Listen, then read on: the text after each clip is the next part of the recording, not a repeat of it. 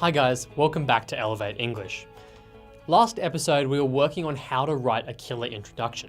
Hopefully by now you've gone away and put those tips into practice by writing an introduction for the activities provided. If you haven't, go and do it. Do it right now. Pause the video, do the exercise and come back. Trust me, I'm not going anywhere.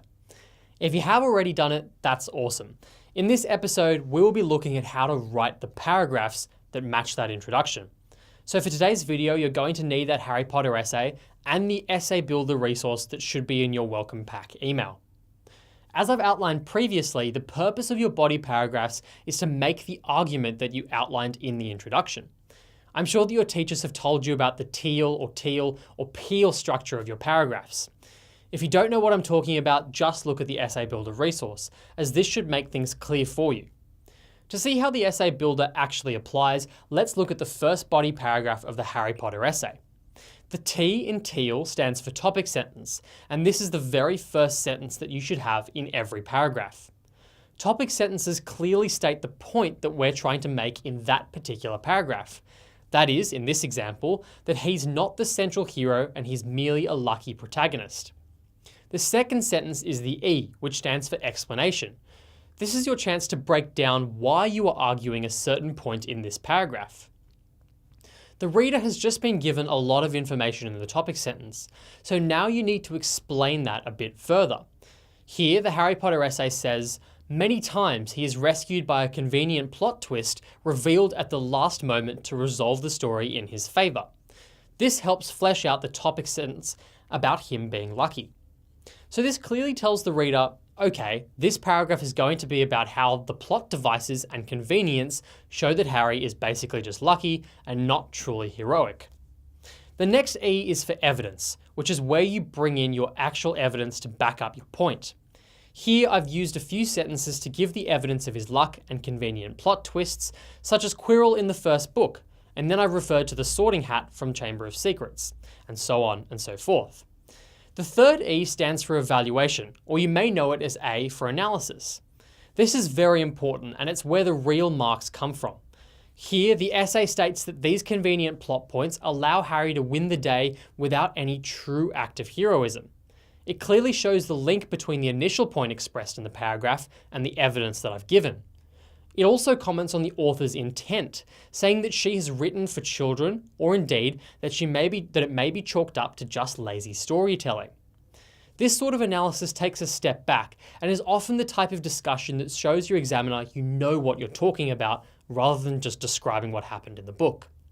It shows that we analyse the text not just based on the words on the page, but more importantly, we look at the broader context. What was the writer doing?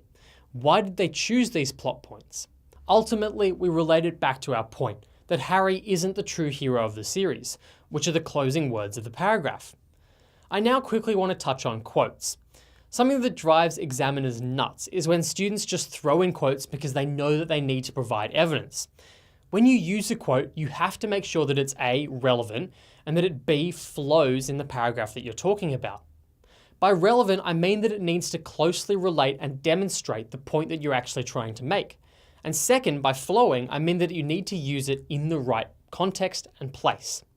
For example, if we look at the paragraph on Ron Weasley, we see that quotes toward the end of the paragraph, such as "the boy who lived" and "another Weasley," are integrated into the sentences. They're not over-explained or just thrown in there for the sake of it, they're simply a seamless part of the sentence. For example, we see that anytime somebody meets him, they think of him as another Weasley. This shows the marker that you've referenced the text and you've woven it into a sentence. So this marks the end of this section on essay writing. We'll obviously touch on essay writing throughout the series as it's relevant to almost everything. However, when it comes to textual analysis, there's a few skills we want to practice. As I said at the beginning of the series, we want to master these skills. We've now learned the basics. In order to master them, you want to engage in deliberate practice of very specific actions.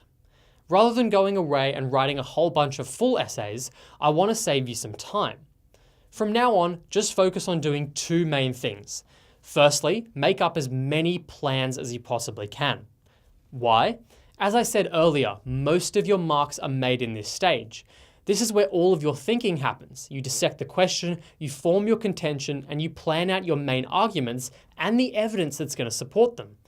In this way, you train your brain to pick apart questions and you don't waste any of your time writing out full sentences. But make sure you write up your plans. Don't just think about them in your head. This way, when you get to your English exam, you should have a massive pile of essay plans done. For now, just focus on doing about 5 essay plans. Once you've done that, the next task before moving on to the rest of the series is writing up introductions. Why introductions? 2 reasons. Firstly, it saves you time from writing the whole essay, as an intro only takes about 5 minutes to write. Secondly, your introduction is like an essay plan, but it's actually what the examiner sees. As I said, introductions are a key way to produce a killer essay. If you lead in strongly in your essay, it's hard for a marker to ignore you. You've got their attention and they want to read what you want to say. So if you can refine this skill and write amazing intros, you'll immediately begin to notice your marks going up. A good way to practice introductions is to get a group of 3 friends. Then you should all plan an essay together. Get the question, discuss your thoughts on it, and come up with some main arguments. You should be able to knock up a plan together in about 10 to 15 minutes.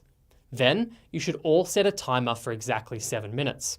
The aim is that by the time the buzzer goes off, you've all got an awesome intro written, which is based off the plan you put together as a group. You can then compare your introductions, and you'll be so surprised at how much variation you'll get between all of them, even though you're talking about the exact same essay from the exact same essay plan. That activity is going to help you broaden the scope of your writing. It's going to show you that there isn't just one right answer, and you'll be able to see and copy the styles and ideas from your friends, which will give you a robust set of writing techniques to use. Give those activities a shot. By honing in on the specific skills, rather than writing out a full essay, you'll get 2 main benefits. Firstly, you'll of course master the skill. This is what any elite sports person does. Take Rafael Nadal. He doesn't just play tennis matches for practice, he hits hundreds of thousands of forehands in a row just to get that shot perfect. Then he practices his kick serve, then his powerful serve, then volleys, and so on and so forth. Once you master each skill, it becomes easier to integrate them on the game day. The second benefit is that it saves you buckets of time. By practicing planning essays, you get to do all of the thinking, which is the important thing in producing a quality essay. This means you get 80% of the benefit from only 20% of the time. No time wasted writing out full essays. At least, not yet. Give those tasks a go and then join me for the next part of Elevate English.